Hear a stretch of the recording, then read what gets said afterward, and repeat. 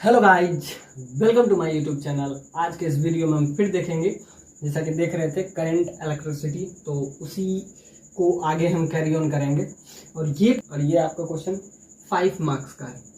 बहुत बेसिक सा कंसेप्ट है इसमें। ये आपका कैपेसिटर है एंड ये प्रॉब्लम आपका सीआर सर्किट पे बेस्ड है। तो इसमें आपको निकालना क्या है, find the current in R3 and the energy stored in capacitor. तो इस कैपेसिटर के अंदर कितना एनर्जी स्टोर्ड है, तो energy stored in capacitor that is equal to half CV²। तो यहां से हम क्या निकालेंगे, एनर्जी स्टोर्ड इन कैपेसिटर, और दूसरा तो आपका अप्रैल मंथ है। तो इस अप्रैल मंथ में, मतलब वैसे भी हम मार्च तक डेडलाइन लिए थे और ऑलमोस्ट सारा चैप्टर हम कवर अप कर दिए हैं। तो अब इसमें 2-3 चैप्टर जो आपका बचा है, एक तो इलेक्ट्रोमैग्नेटिक इंडक्शन है, आपका EMI है, और एक मैग्नेटिज्म है। तो मैग्नेटिज्म का हम प्लेलिस्ट बना देंगे और इसके बाद सिर्फ आपका बचेगा। तो जैसा कि हम बात कर रहे हैं कि 11th एंड 12th का जो टॉपिक है, तो 11th का टॉपिक जो कि हम पहले कवर अप कर चुके हैं, उसमें कुछ ऐसा पार्ट है जिसको हम अभी कवर अप नहीं किए हैं। जैसे कि इसमें आपका COM सेंटर ऑफ मास है, और 12th पार्ट में तो ऑलमोस्ट हम सारे चीज कवर अप कर ही लिए हैं। और इसमें 12th वाले पार्ट में आपका एक मॉडर्न फिजिक्स है, जिससे बहुत ज्यादा क्वेश्चन इससे पूछा जाता है। तो ये कुछ इसका टॉपिक है जिसको हम ऑलमोस्ट, यानी कि वैसे भी हम आपको रखे थे मार्च को हार्डलाइन, अप्रैल में तो अब बस हम उसके बाद हम क्या करेंगे, उसके बाद जो भी आपका रेफरेंस बुक है, हम दो रेफरेंस बुक को प्रेफर किए हैं। एक तो SC वर्मा, हालांकि मार्केट में बहुत सारा बुक है, जो भी आप प्रेफर कर रहे हैं, इंपोर्टेंट सिर्फ कंसेप्ट है। कंसेप्चुअली अगर आप स्ट्रांग हैं तो इससे कोई फर्क नहीं पड़ता है कि आप किस बुक को प्रेफर कर रहे हैं। अब बाकी आपका PYQ series, so it is most beneficiary for JEE aspirant, JEE mains, क्योंकि हम सिर्फ फोकस कंसेप्ट पे करते हैं। चाहे वो नीट के एग्जाम में पूछे, तो नीट का एग्जाम में तो बेसिक आपका फॉर्मूला बेस्ड क्वेश्चन ही रहता है। तो और ये जो आपका मॉडर्न फिजिक्स हम शुरू करेंगे, तो उसमें आपका बहुत सारा टॉपिक, जैसे कि अगर आप JEE मेंस, क्योंकि इस मंथ के अंदर मतलब प्रोबेबली अब JEE मेंस का भी एग्जाम होने ही वाला है, और नेक्स्ट मंथ के फर्स्ट वीक में आई थिंक नीट का भी एग्जाम होने वाला है। यानी कि अब जो है एग्जाम का सीजन अब चलना शुरू हो गया है। तो हम देखें, क्योंकि हमारा सिलेबस ऑलमोस्ट हम कह रहे थे कि मार्च तक हम कंप्लीट कर लेंगे। अब कुछ भी जो भी बेसिक जैसा है, और हीट एंड थर्मोडायनेमिक्स मैं पहले कवर अप कर लिया हूं, सो ये वाला टॉपिक। और एक चैप्टर इसमें बचा है, आई थिंक वो है आपका वेव। तो ये सब छोटा छोटा टॉपिक है वेव, तो इसको भी हम आगे कंटिन्यू करेंगे। वेव, अब इसमें एक ऑप्टिक्स में हम बात कर रहे हैं, तो ऑप्टिक्स भी हम पहले कवर अप कर चुके हैं, चाहे वो रे ऑप्टिक्स हो एंड वेव ऑप्टिक्स, ये भी हम पहले आप कवर अप कर चुके हैं। तो एक टॉपिक आपका बच गया COM सेंटर ऑफ मास, एक आपका वेव एंड रे ऑप्टिक्स, दूसरा आपका मॉडर्न फिजिक्स। और रही बात थोड़ा सा, क्योंकि मैकेनिक्स पार्ट फिजिक्स में सबसे इंपॉर्टेंट जो है वो आपका मैकेनिक्स ही पार्ट है, तो मैकेनिक्स पार्ट 1 और पार्ट 2 करके इसका कवर करेंगे। तो फिर से इसका रिव्यू लाएंगे। और रही बात HC वर्मा बुक का, और दूसरा आपका कौन सा, DG पांडे, इसको हम कवर कर लें। कोई भी आप अगर रेफरेंस बुक बनाएं, तो जब भी आप उसको बनाएं तो पूरा उसके एक एक कंसेप्ट पे फोकस करें, चाहे आप जो भी बुक को प्रेफर कर रहे हैं। तो PYQ सीरीज में आपका बहुत कम टॉपिक है जिसको हम मतलब स्किप किए हैं, उसको हम आगे कैरी ऑन करेंगे। वैसे भी अब ये आपका स्लग ओवर चल रहा है, अप्रैल में आपका एग्जाम हो ही जाएगा, अप्रैल टू मई में। यानी कि अब इस मंथ जो है, it is the most crucial time for JEE aspirant as well as JEE mains and NEET. तो अब जो है आपका मतलब एक एक दिन, एक एक लेक्चर आपके लिए इंपॉर्टेंट है, क्योंकि अब जो है बहुत सारा कंसेप्ट, इस पे हम बहुत सारा आपका लेक्चर, मतलब उसका हम प्लेलिस्ट वैसे भी हम बना दिए हैं, कुछ का नहीं बना है तो उसको हम आगे पब्लिक कर देंगे। और रही बात अप्रैल में, तो सारा एग्जाम में या मैक्सिमम आपका जून जाएगा, हाँ मैक्सिमम जून में सारा एग्जाम कवर अप हो जाएगा। तो अब जो है more than 3000 problem 3000 problem which is cover in this particular PYQ series. और ये सीरीज आपका मतलब बहुत लंबा है, क्योंकि इसमें हम 3000 प्रॉब्लम कवर किए हैं। और इसमें अगर आपका जेईई एडवांस वाला प्रॉब्लम सोल्व होता है तो जेईई मेंस वाला तो खुद ब खुद हो जाएगा, और नीट वाला तो वैसे भी हो जाएगा। बस इसमें क्या होता है, put the value and get the result, इसमें कंसेप्चुअल। इसीलिए हम PYQ सीरीज को, तो PYQ सीरीज ऑलमोस्ट खत्म होने वाला है, और इसमें हम बहुत सारे प्रॉब्लम कवर अप कर चुके हैं। और लास्ट में हम रिव्यू करेंगे 2-3 बुक, चाहे ये रहे HC वर्मा, DC पांडे और PYQ सीरीज। इतना करीब करीब मोर देन 10,000 प्रॉब्लम हम इसका इतना टारगेट अब काम लेके चल रहे हैं, क्योंकि जितना प्रॉब्लम करेंगे उतना कंसेप्ट में क्लैरिटी आएगा। और कंसेप्ट अगर क्लियर है तो आप कोई भी एग्जाम दे रहे हैं, आपका एग्जाम ऑब्वियसली क्लियर हो जाएगा। तो अब आपका 2-3 टॉपिक बता है, जैसा कि एक EMI, magnetism, ray and wave optics, चाहे वो HC वर्मा से हो चाहे वो DC पांडे से हो, तो इसके 5 पार्ट है, एक एक करके हम सारे को कवर अप करने का कोशिश करेंगे। So this month is most crucial, और प्रोबेबली नेक्स्ट मंथ, और उसके बाद तो आपका जून में तो जेईई एडवांस का भी डेट ऑफ कोर्स निकल ही जाएगा। फिर आपके लिए अब टाइम है नहीं, और जो आप मतलब नेक्स्ट ईयर का है तो उनके लिए तो हम नेक्स्ट मतलब एग्जाम के बाद उनके लिए हम प्लान बनाएंगे। फिलहाल हमारा फोकस 2022 इन R3 सर्किट। तो ये आपका R3 सर्किट है, तो आपसे इसमें पूछ रहा है find the current in R3 circuit and energy stored in capacitor.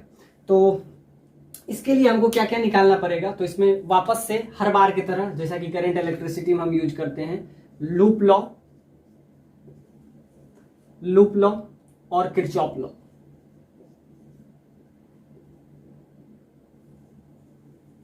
Kirchhoff's law. अब क्या है इसमें, अगर हम बात करें तो इसका पॉइंट दे दें, this is A B C, ये वापस से D, अब सारा का नंबरिंग हम दे देते हैं, कुछ भी नेमिंग दे देते हैं, D E F G, ये वापस से H।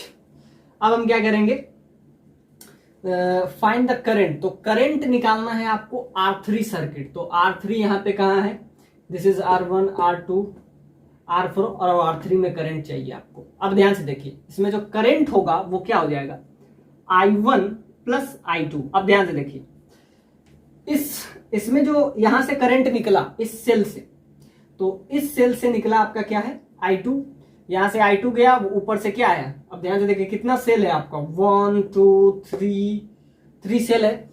अब ध्यान से देखिए, इसमें अगर हम बात करते हैं तो सपोज दैट किसी में भी आप आए, सेल से मत देखिए, जब भी आप करंट का मेजरमेंट कर रहे हैं तो सेल से नहीं कि इसमें इसके वजह से I1 निकला, इसके वजह से I2 निकला, इसके वजह से I3 नहीं। अब इस सपोज दैट इसमें हम क्या दें, सपोज दैट कि इसमें जो करंट का फ्लो है वो I2 है।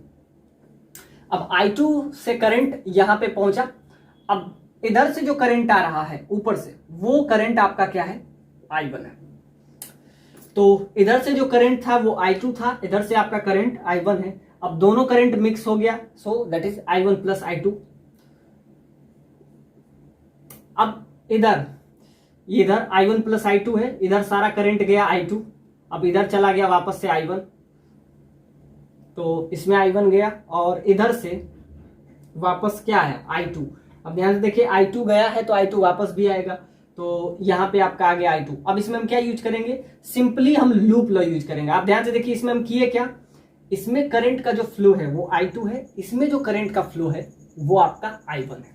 अब हम इसमें यूज करेंगे यूजिंग लूप लॉ, क्योंकि 2 इक्वेशन है तो 2 वेरिएबल होना चाहिए, I1 I2 2 वेरिएबल है। और आपसे पूछ क्या रहा है, करंट बताइए R3 के से कितना करंट है, और लास्ट में आपसे पूछ रहा है कि energy stored in capacitor that is half CV square. तो हाफ CV स्क्वायर के लिए C तो आपको पता है, कैपेसिटेंस सबका पता है। तो कैपेसिटेंस जब आपको पता है, जैसा कि इसका कैपेसिटेंस आपका 5 माइक्रोफेराड है, तो सारा का कैपेसिटेंस पता है। तो हमको क्या चाहिए, हमको चाहिए PD, पोटेंशियल डिफरेंस। आपको क्या चाहिए, PD। एक तो PD चाहिए, और दूसरा आपको क्या चाहिए, आपको R3 में करंट चाहिए, यानी कि it means I1 plus I2 चाहिए। तो दो दो रिजल्ट आपको चाहिए, एक तो I1 प्लस I2 चाहिए और दूसरा आपको क्या चाहिए, potential difference across the capacitor. Capacitor एक ही आपका कैपेसिटर है और इसका वैल्यू आपको कितना दे दिया हुआ है, 5 माइक्रोफेराड। तो सी इसका पता है, बस हमको क्या चाहिए, पीडी पोटेंशियल डिफरेंस। अगर हमें पता चल गया एक्स के अक्रॉस यानी कि एडी के अक्रॉस यानी कि वी एडी अगर हमको पता चल गया, यानी कि पोटेंशियल डिफरेंस अक्रॉस कैपेसिटर अगर हमें पता चल गया, तो जैसा कि हाफ CV स्क्वायर उसके अंदर एनर्जी स्टोर्ड होता है, इसका कैपेसिटेंस आपको 5 माइक्रोफेराड दिया हुआ है, V का वैल्यू यहां से आ गया तो हमारा क्या आ जाएगा, एनर्जी आ जाएगा। अब ध्यान से देखिए, इधर से जो करंट है वो I2 है और इधर से I1, तो दोनों मिल जाएगा तो क्या हो जाएगा, I1 प्लस I2 हो जाएगा। अब इधर I1 गया है और उधर क्या चला गया, I2। अब दो रास्ते इसको मिले तो एक इधर चला जाएगा एक इधर। तो जैसा कि I1 ऊपर से आया था तो I1 वापस जाएगा, क्यों, charge conservation, due to charge conservation. जितना फ्लो में जितना चार्ज आया था उतना ही चार्ज वापस भी जाएगा। अब ध्यान से देखिए, Q1 यहाँ से I2 इधर आया तो I2 वापस भी आएगा।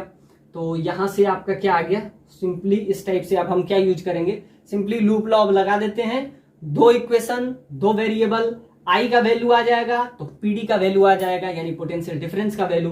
अब हम किसी में भी यूज कर सकते हैं, सपोज दैट इसमें यूज करते हैं लूप लॉ। अगर हम इसमें यूज करते हैं लूप D से C, C से F, F से H, H से G और G से फिर वापस से D, ये आपका हो गया लूप लॉ। अब इसमें अगर हम जाएंगे तो आपका पहले पॉजिटिव सेल मिला, अब सेल का वैल्यू आपका क्या दिया हुआ है, तो सेल का वैल्यू इसमें आपको दिया हुआ है, क्या दिया हुआ है, 6 वोल्ट, E1 E2 E3 सारा का अलग अलग वैल्यू। ये आपका E1 है, ये आपका E2 है और ये आपका होपफुली E3 होगा। तो सारा का वैल्यू दिया हुआ है। तो इसमें अगर हम लूप लॉ यूज करते हैं तो लूप लॉ कहता क्या है, algebraic sum of entire potential in a particular loop that should be equal to 0। तो ध्यान से देखिए, डी से जब हम इसके रास्ते में जाएंगे तो क्या आएगा, ये अब इसका पॉजिटिव सेल। तो सपोज दैट अगर ये E1 है और इसको अगर हम E2 ले लें और ये आपका अगर E3 है तो क्या मिला, पहला E2। अब ध्यान से देखिए, इसका रेजिस्टेंस R2। अब इसके अंदर जो करंट है वो क्या है, I2 है। तो करंट के अपोजिट डायरेक्शन में जा रहे हैं तो माइनस साइन, इसका रेजिस्टेंस आपका क्या है, R2। अब जैसा कि आपको पता है V बराबर क्या होता है, IR। तो करंट इसमें I2, रेजिस्टेंस R2, तो इसमें हो जाएगा पोटेंशियल ये आपका। अब C तक पहुंचे, अब इसके अगेंस्ट में जा रहे हैं, फिर माइनस साइन, R3 रेजिस्टेंस और करंट क्या है, I1 प्लस I2। अब क्या है, फिर वो अपोजिट डायरेक्शन में जा रहे हैं तो फिर इधर क्या हो जाएगा, I2 इंटू रेजिस्टेंस R4। अब ध्यान से देखिए, इसके पॉजिटिव प्लेट से मिले तो क्या हो जाएगा, प्लस का E3, फिर वापस से पहुंच गए क्या, D पॉइंट पे। तो इसका इंटायर पोटेंशियल क्या होगा, 0। तो ये आपका क्या आ गया इक्वेशन 1। आपको हर चीज पता है, E1 पता है, E3 पता है, R4 पता है, तो सारा चीज पता ही है, बस इसमें पुट कर देंगे। एक इक्वेशन यहां से आ गया I1 I2 में, एक इक्वेशन हम यहां से ले आएंगे। इसमें कौन सा लूप आप लगा लेते हैं, लूप लॉ A से B, B से C, C से D और D से वापस से A, ये आपका लूप हो जाएगा। तो जब हम इसमें इस टाइप से मूव करेंगे तो क्या हो जाएगा, इधर करंट इस टाइप से मूव करेगा I1, तो I1 यहां से निकला फिर वापस से, तो इसमें क्या है I2, यहां I2 है तो यहां भी I2 होगा। ये करंट इधर चला जाता है, टोटल इसमें सर्कुलेट करते रहता है। तो यहां से अगर हम देखें तो इसमें A से अगर B गए तो करंट के अपोजिट डायरेक्शन में है, R1 resistance, current that is I2। फिर इधर से आएंगे तो आपका क्या हो जाएगा, A से B, B से C और इधर से C से D अगर जाएं तो करंट के डायरेक्शन में है तो प्लस I2 इंटू R2, फिर इसका नेगेटिव प्लेट है और ये आपका क्या है E2। और फिर इधर से वापस जाएंगे तो इसके ऊपर क्या हो जाएगा, तो जैसा कि आपको पता है, since you have learn Q बराबर CV, so V that is equal to Q by C।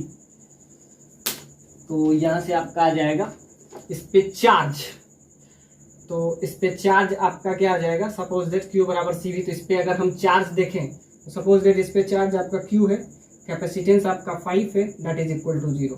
तो ये आपका क्या आ गया, इक्वेशन सेकेंड। वो अपन I2 और लास्ट में पोटेंशियल डिफरेंस। तो सिंपली ये क्वेश्चन लूप लॉ और किरचॉफ लॉ पे बेस्ड है।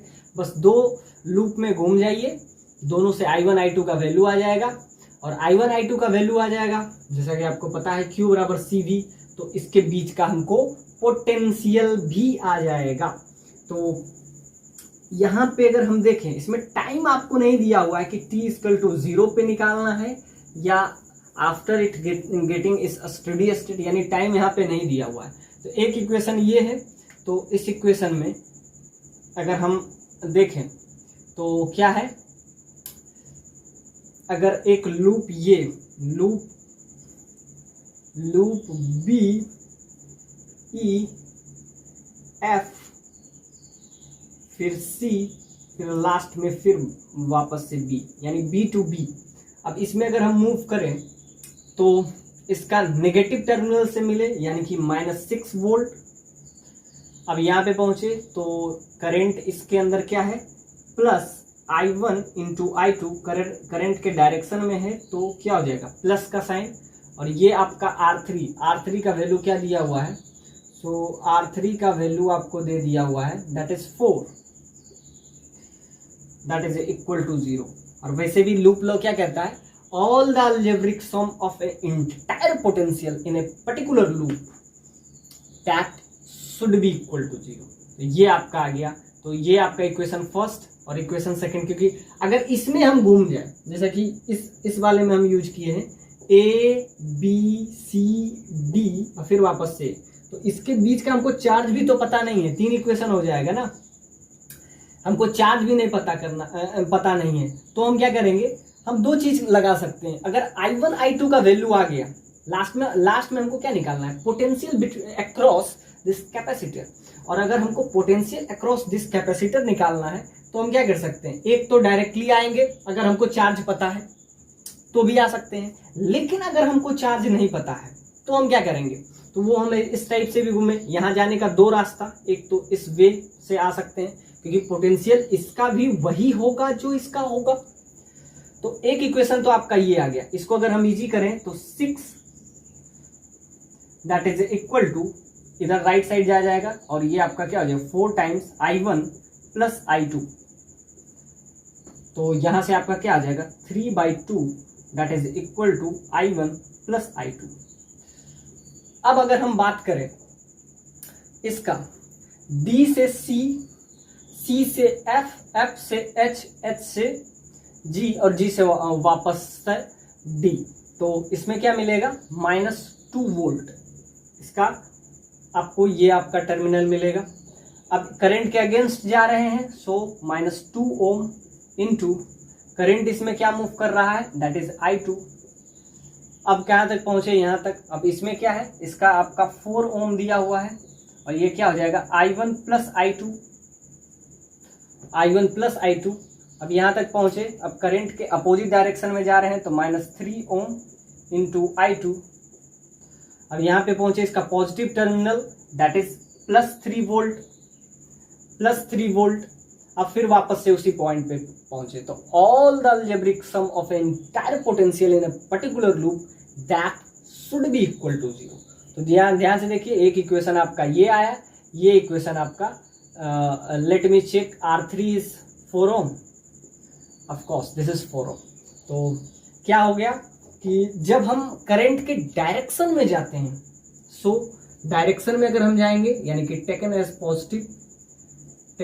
पॉजिटिव, और अगर उसके अगेंस्ट डायरेक्शन में हम जा रहे हैं तो टेकन एज नेगेटिव। अब क्या है कि हम इधर से गए तो अपोजिट डायरेक्शन में गए, तो माइनस साइन। अब ध्यान से देखिए, इसका पॉजिटिव टर्मिनल मिला, सो +2 वोल्ट, 2 ओम इसका करंट। तो जैसा कि आपको यू हैव लर्न V बराबर IR, करंट हमको पता है और रेजिस्टेंस पता है, तो ये आपका आ जाएगा C अब ये आपका क्या हो जाएगा -4 I1 प्लस I2, फिर इधर वापस से -3 इंटू I2। अब ये क्या हो जाएगा, इसका पॉजिटिव टर्मिनल से मिले, सो प्लस का 3 volt, that should be equal. अब ध्यान से देखिए, एक इक्वेशन ये इक्वेशन सेकेंड, तो from equation first and second you will get the result value of I1 and I2, और I1 I2 का वैल्यू आ गया तो आपका क्या हो जाएगा, आपसे तो यही पूछ रहा है कि आप बताइए इसके अक्रॉस कितना करंट मूव कर रहा है, यानी कि फर्स्ट वाला पार्ट तो बहुत इजीली सॉल्व हो जाएगा।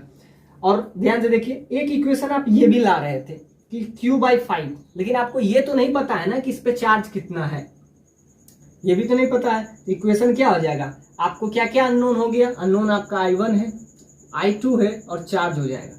अब क्या है, दो का अगर हम निकाल लेते हैं तो तीसरा अपने आप निकल जाएगा, क्योंकि इसके बीच में हमको क्या पूछा है, PD, पोटेंशियल डिफरेंस। तो पहले हम I1 I2 का वैल्यू निकाल लेते हैं with the help of this both equation. अब कौन कौन सा लूप का हेल्प लिए, तो ये नीचे वाला का लिए जिसमें I1 I2 प्रेजेंट था, एक इसमें ले लिए, इसमें भी I1 I2 प्रेजेंट था, तो दो इक्वेशन दो वेरिएबल का खेल है। तो इक्वेशन बहुत आसान था, इसमें तो घूमना बहुत आसान था, निगेटिव टर्मिनल से मिले, सो माइनस का 6। अब इसके थ्रू करंट क्या है, I1 प्लस I2 इंटू 4 ओम सॉरी। अब इसके डायरेक्शन में गए तो ये आपका आ गया, that should be equal to 0। तो एक ये यूज किए और दूसरा हम यूज किए इसमें, इसके पॉजिटिव टर्मिनल से मिले, सो प्लस 2 वोल्ट। करंट के अपोजिट डायरेक्शन में, it means taken as negative direction में तो पॉजिटिव, अपोजिट डायरेक्शन में तो टेकन एज नेगेटिव। ये आपका -4 I1 प्लस I2 करंट के अपोजिट डायरेक्शन में जा रहे हैं, so that is minus sign. अब ध्यान से देखिए, इसका 3 ओम है, करंट इसमें I2 है, इसके पॉजिटिव टर्मिनल से मिले तो प्लस का 3। अब from equation first and second we will get the value of I1 and I2। After we will get the value of I1 I2 we describe total current, that is I1 plus I2 which is passing through this R3। अब ध्यान से देखिए, एक equation तो आपका ये आ गया, एक इक्वेशन अगर वहां से हम सॉल्व करें तो ये आपका क्या हो जाएगा, 5 हो जाएगा, 2 प्लस 3 दैट इज 5। अब ध्यान से देखिए, ये -2I2 और यहाँ पे 4 यानी -6I2, -6 -4I1 और यहाँ पे एक और I2 6, और ये आपका क्या हो जाएगा, 6 प्लस 3 9 हो जाएगा, सो दिस इज 9। और आपका क्या हो जाएगा, प्लस का 5 हो गया, और ये आपका -4I1 that should be equal to 0। तो यहाँ से अगर हम वैल्यू निकालें तो क्या आ जाएगा, 5 that is equal to 9I2 plus 4I1, ये इक्वेशन आ गया। अब I1 प्लस I2 का वैल्यू भी आपको पता है, तो I1 का वैल्यू I2 के टर्म में अगर यहाँ हम पुट कर दें तो आपका क्या आ जाएगा, तो यहाँ से आपका क्या हो जाएगा, 9I2, I1 का वैल्यू अगर इसमें हम पुट कर दें तो क्या हो जाएगा, 3/2 माइनस I1 प्लस 4I1। तो यहाँ से अगर हम वैल्यू निकाल लेते हैं तो बहुत इजी वे में आपका ये प्रॉब्लम सॉल्व हो जाएगा, कुछ नहीं है इसमें। अब आपका क्या आ गया, 5 that is equal to 27/2 minus 9I1 plus 4I1। तो यहाँ से आपका क्या आ जाएगा value, 5 minus 27/2 that is equal to -5I1। अब यहाँ से वैल्यू आपका आ जाएगा 10 minus 27/2 that is equal to -5I1। अब ये आपका क्या हो जाएगा, -17/2 that is equal to -5I1, minus का माइनस से, तो यहाँ से I1 का वैल्यू आपका क्या आ गया, 17/10 हो जाएगा, दैट इज 1.7। अब ध्यान से देखिए, दोनों का सम जो होता है, हालांकि आपका आंसर तो यहीं से आ जाएगा, I1 प्लस I2 का ही वैल्यू तो आपको चाहिए, तो I1 प्लस I2 का वैल्यू आपको कितना दिया हुआ है, 1.5, और यहाँ एक का वैल्यू अगर ये है तो दूसरा का वैल्यू क्या हो जाएगा, नेगेटिव साइन में, इक्वल टू 1.7 एम्पियर।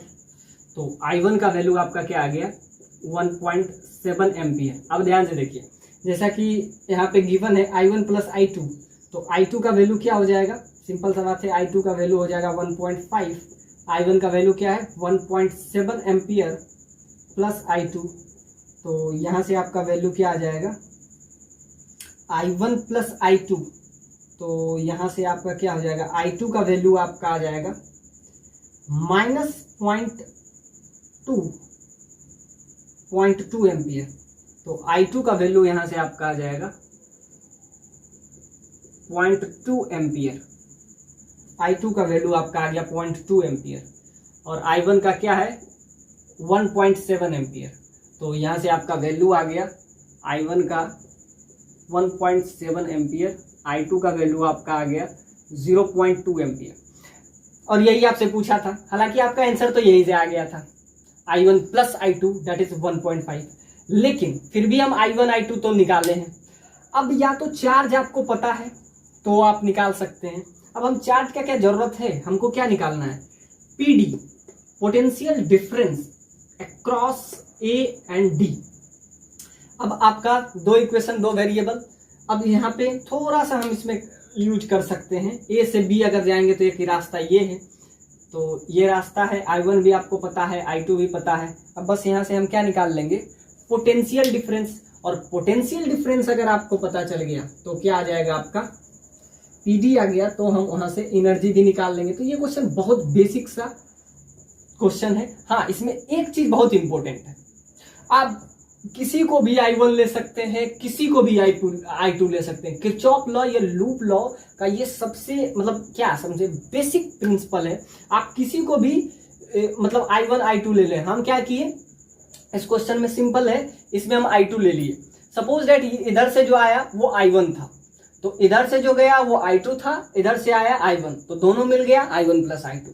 अब क्या है, इधर फिर वापस से I1 चला गया और इधर से फिर वापस से I2 चला गया। अब ध्यान से देखिए I2 इधर से गया, अब ध्यान से देखिए इधर I1 चला गया और इधर अगर I1 गया तो यहां से अगर हम देखें तो इधर से फिर वापस से क्या आ गया I2 आ गया, I1 निकला तो I2। अब ये नहीं देखना है कि ये अलग से I1 निकालेगा, ये I2 और ये I3, तो तीन इक्वेशन हो जाएगा जो कि बहुत कॉम्प्लेक्स हो जाएगा। तो आप एक ग्रुप में देख ले कि किसमें I1 गया है और किसमें I2। अब ध्यान से देखिए, ये यहां से I1 प्लस I2 है, यहां तक I1 प्लस I2 पहुंचा, वापस से I1 उधर चला गया तो इधर I2 बचा, तो यहां तक क्या आ गया I2 आ गया। अब ध्यान से देखिए इधर क्या चला गया I1 गया, अब I1 इधर गया तो ये क्या है, एक तो I2 इधर से चला गया, I1 इधर से वापस चला गया, अब इधर से क्या आ गया, इधर से I2 आ गया। अब ध्यान से देखिए इस साइड में यानी कि यहाँ पे कितना पोटेंशियल डिफरेंस क्या बनेगा, उसी के हिसाब से हम क्या निकाल लेंगे, इसके अंदर कितना स्टोर्ड एनर्जी, यानी कि इसमें जो स्टोर्ड एनर्जी इन कैपेसिटर, तो क्या होता है हाफ CV²। अब हमको किसी तरह V निकल जाए, यानी कि पोटेंशियल डिफरेंस इस कैपेसिटर के लो, तो अब ध्यान से देखिए एक तो A से यानी कि VAD, इसको VAD लिख सकते हैं, तो A से D जाने का एक तो सिंपल यही तरीका है। अब इसमें हम क्या देखें कि ये जो कैपेसिटर है आफ्टर चार्जिंग, इसमें हालांकि टाइम आपसे नहीं पूछा गया है, तो ये अगर स्टेडी स्टेट को अटेन कर लेगा तो वापस से ध्यान से देखिए यहाँ से I2 गया, इधर I1 चला गया, और इधर अगर I1 चला गया तो I2 इधर आ गया और फिर इस टाइप से चलता रहेगा। तो क्या होगा, जब ये स्टेडी स्टेट को अटेन कर लेगा तो जैसा कि हम पहले भी यूज कर चुके हैं, capacitor behaves like a open circuit, तो ये क्या होगा ओपन सर्किट की तरह बिहेव करेगा। और यहाँ से अगर हम निकालें तो A से B जाएंगे, सो -6 ओम, इसके अंदर करंट क्या है, तो इसके अंदर करंट क्या हो जाएगा I2 करंट हो जाएगा। अब सिंपल सा बात है, I2 इधर आपका आ गया, तो I2 का वैल्यू कितना आया है, I2 का वैल्यू आपका आया 0.2 एम्पियर, नेगेटिव साइन भी है, 0.2 एम्पियर विथ नेगेटिव साइन, यानी कि जिधर का डायरेक्शन हम ले रहे हैं डायरेक्शन उसके अपोजिट है। ये आपका लूप लॉ का सबसे मतलब ब्यूटी है कि इसमें साइन आपका आ जाता है। अगर आप गलत भी ले रहे हैं डायरेक्शन तो वो नेगेटिव आ गया, मतलब जिस डायरेक्शन को आप ले रहे थे उसके अपोजिट डायरेक्शन में है। अब यहाँ पे देख रहे थे तो यहाँ पे आपका क्या आ जाएगा, इधर से क्या आ गया I2, I1 प्लस I2, तो यहाँ से I1 और I2 आ जाएगा। तो ये आपका क्या आ गया, इसके अंदर जो करंट मूव कर रहा है ये I2, I1 तो इधर वापस से चला गया, तो I1 इधर इसमें पूरा सर्कुलेट करते रहता है।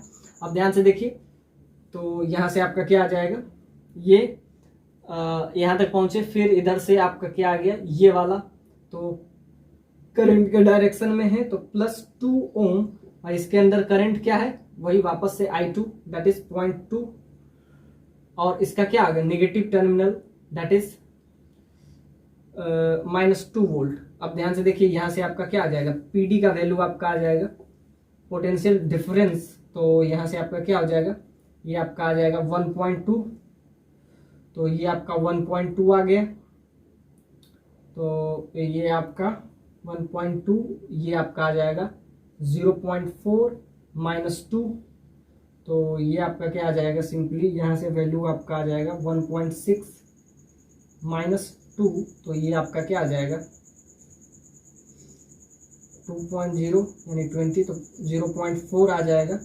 इसके बीच का पोटेंशियल डिफरेंस आपका आ जाएगा 0.2, और जैसा कि हाफ CV², C का वैल्यू 5 × 10⁻⁻6 फैराड, V² क्या हो जाएगा 0.4 का स्क्वायर। तो ये आपका क्या आ जाएगा, यहाँ से आपका वैल्यू आ जाएगा आपका पोटेंशियल डिफरेंस का, सो 1/2 × 5 × 10⁻6 माइक्रोफैराड, माइक्रो का मतलब ये आपका 0.16 आ जाएगा, 0.16, और यहाँ से आपका क्या आ जाएगा, ये आपका आ जाएगा 2.5 × 0.16 × 10⁻⁻6, ये आपका यहाँ से आपका आ जाएगा, इतना आपका जूल एनर्जी इसमें स्टोर्ड हो जाएगा, एनर्जी स्टोर्ड। तो इसमें सिंपल सा बात है कि ये प्रॉब्लम जो है आपका लूप लॉ, किरचॉफ लॉ पर बेस्ड था। तो इसमें हम क्या लगाएं, लूप लॉ लगाएं, एक बार इसमें छोटा वाले में, एक बार इसमें बड़ा वाले में, और हमें क्या चाहिए था, PD पोटेंशियल डिफरेंस चाहिए था। तो एक तो डायरेक्ट इस रास्ते से, एक इधर जाएंगे, सो अपोजिट डायरेक्शन में जा रहे हैं, तो -6 इसका रेजिस्टेंस है करंट, तो ये आपका आ गया। फिर यहाँ से आपका क्या है, 2 ओम है करंट, उसमें I2, दोनों में I2 है, तो यहाँ से आपका आ गया, और इसका नेगेटिव टर्मिनल है, सो -2 वोल्ट, तो ये आपका आ जाएगा 0.4 वोल्ट, और यहाँ पे हम रखेंगे हाफ CV² से, तो आपका क्या आ जाएगा, energy stored in capacitor, last में I1 plus I2 that is 1.5। तो दोनों क्वेश्चन इसमें पूछा था, और ये प्रॉब्लम 1988 में ये 5 मार्क्स का क्वेश्चन है। तो ये सिंपल सा बात है कि ये जो है question problem which is based on simply loop law और किरचॉफ लॉ। आप ध्यान से देखिए, आप कुछ भी ले सकते हैं, किसी को भी I1, किसी को भी I2 ले लीजिए, अपने आप देखिए इसका क्या है, I2 का वैल्यू निगेटिव आ गया, अपने आप इसका वैल्यू, I1 का वैल्यू क्या आ गया आपका 1.7 एम्पियर, I2 का वैल्यू आपका है 0.2 एम्पियर विथ नेगेटिव साइन, तो ये आपका आ गया, ये आपका क्या आ गया I2 का वैल्यू, तो I1 का वैल्यू ये